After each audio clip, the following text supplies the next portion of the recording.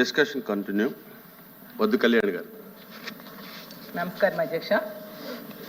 ఇంకా ఉద్యోగుల కోసం మాట్లాడితే అధ్యక్ష, ఈ ప్రభుత్వ ఉద్యోగుల పరిస్థితి మింగలేక కక్కలేక అన్న పరిస్థితిగా ఉంది అధ్యక్ష.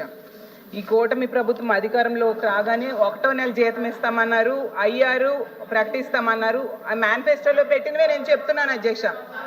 అసలు ఇంతవరకు అయ్యారు లేదు అధ్యక్ష. పిఆర్సీ ఎప్పుడు వేస్తారో తెలియదు అధ్యక్ష. ఈ 5 నెలల్లో ఒక్కటి కూడా ఇవ్వలేదు అధ్యక్ష. టీచర్స్ అయితే ఈ ప్రభుత్వం మీద జోకులు వేసుకుంటున్నారు అధ్యక్ష. టీచర్స్ అయ్యా హోమ్ మినిస్టర్ గారు.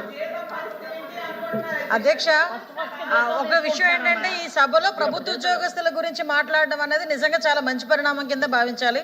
గౌరవ సభ్యురాలు కూడా ఆ టాపిక్ గురించి ఎత్తుతూ కొంచెం డైవర్ట్ అయినట్టున్నారు. ఒకటి విషయం ఏంటంటే, లాస్ట్ ప్రభుత్వ ఉద్యోగస్తులు ప్యూన్ దగ్గర నుంచి ఐపీఎస్ ఐఏఎస్ ఆఫీసర్ వరకు ఎవరికి కూడా డిఏలు కానీ టీఏలు కానీ ఇంక్రిమెంట్లు కానీ పిఆర్సీలు కానీ ఏమీ లేవు అధ్యక్ష.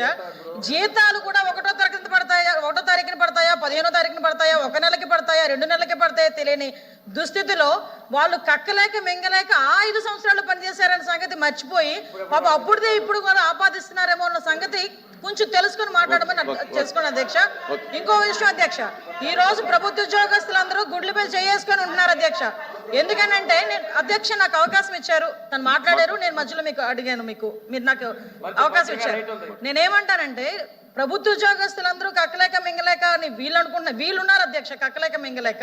కానీ ప్రభుత్వ ఉద్యోగస్తులందరూ ఈరోజు గుండెల మీద చేసుకొని 1వ తారీఖు కల్లా మేము పనిచేసిన ప్రభుత్వ ఉద్యోగానికి 1వ తారీఖు జీతాలు పడుతున్నాయని చెప్పి చాలా హ్యాపీ ఫీల్ అయ్యారు. ఈ రోజుకి కూడా అన్ని డిపార్ట్మెంట్లోని డిఏలు కూడా మేము ఇచ్చున్నాము. వీళ్ళు ఏంటంటే, వీళ్ళ అత్యాశ ఏంటంటే, వీళ్ళు 5 సంవత్సరాలు కనీసం డిఏలు కూడా ఇవ్వలేదు. ఈ 5 నెలలకు వీళ్ళు పిఆర్సీలు అడుగుతా ఉంటే నవ్వు వస్తుంది అధ్యక్ష. ఆ విషయాన్ని సభ దృష్టికి తీసుకొస్తున్నాను అధ్యక్ష.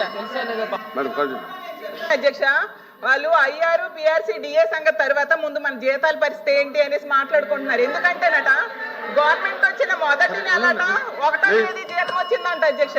2వ నెలట 2వ తేదీ వచ్చిందట గవర్నమెంట్ గురించి మాట్లాడండి అధ్యక్ష. మరి డబ్బులు 3వ నెల 3వ తేదీన వచ్చిందట.